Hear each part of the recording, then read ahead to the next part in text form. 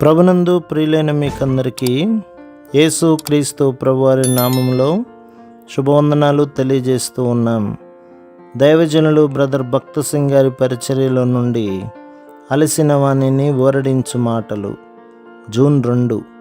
కన్నీళ్లు విడుచుచు విత్తువారు సంతోషగానముతో పంట కోసెదరు.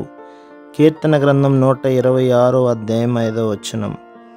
ఇశ్రాయేలు ప్రజల వలె వెనుకకు దిగజారి తిరిగి ప్రభు యొద్దకు రాగోరిన వారు తీసుకోవలసిన అడుగును గురించి మనము కీర్తనలు 126:5-6లలో చదువుదుము. మన అవిధేయత, ఓటమి, పతనములను బట్టి మనము దేవునికి దూరమైతిమి.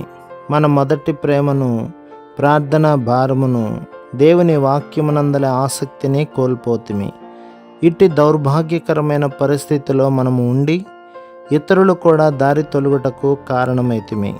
దేవుని ప్రజలు తమ అవిధేయతను బట్టి బబులోనునకు చెరగా కొనుపోబడిరి. 70 సంవత్సరముల అనంతరము వారు పశ్చాత్తాపడిన తరువాత దేవుడు వాగ్దాన దేశములోనికి తిరిగి తీసుకుని వచ్చెను. వారు తిరిగి వచ్చినప్పుడు వారి సంతోషం అత్యధికముగా నుండెను, కానీ అది దుఃఖముతోనూ కన్నీటితోనూ మిళితమైనదిగా ఉండెను. ప్రభువుతో సహవాసమునకు మనము తిరిగి సమకూర్చబడిన తరువాత కలిగడి ఆనందము ఎల్లప్పుడూ కన్నీటితో కూడినదిగా నుండును.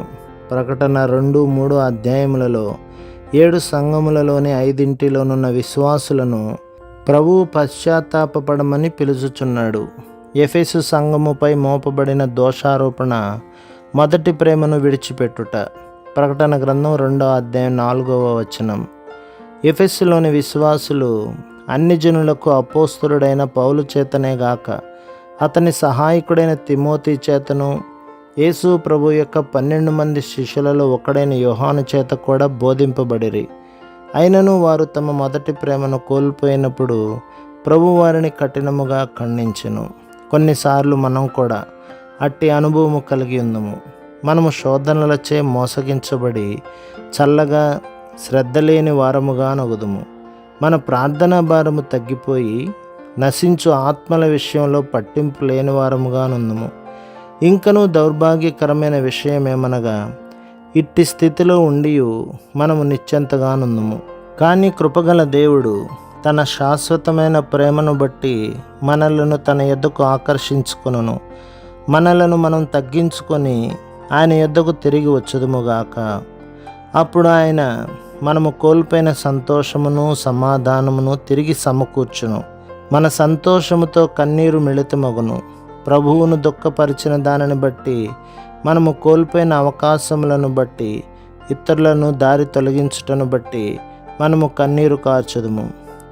ఇట్టి అనుభవములను బట్టి పడిపోయిన విశ్వాసులకు సహాయం చేసేటి శ్రేష్టమైన స్థాయిలోనికి మనము రాగలము. కీర్తన గ్రంథం 126వ అధ్యాయం 5-6 వచనములలో వలె మనము వారి యొద్దకు కన్నీటితో వెళ్ళగలము. ప్రభు మిమ్మును, మీ కుటుంబమును, మీ సంఘమును దీవించి ఆశీర్వదించునుగాక. ఆమేన్.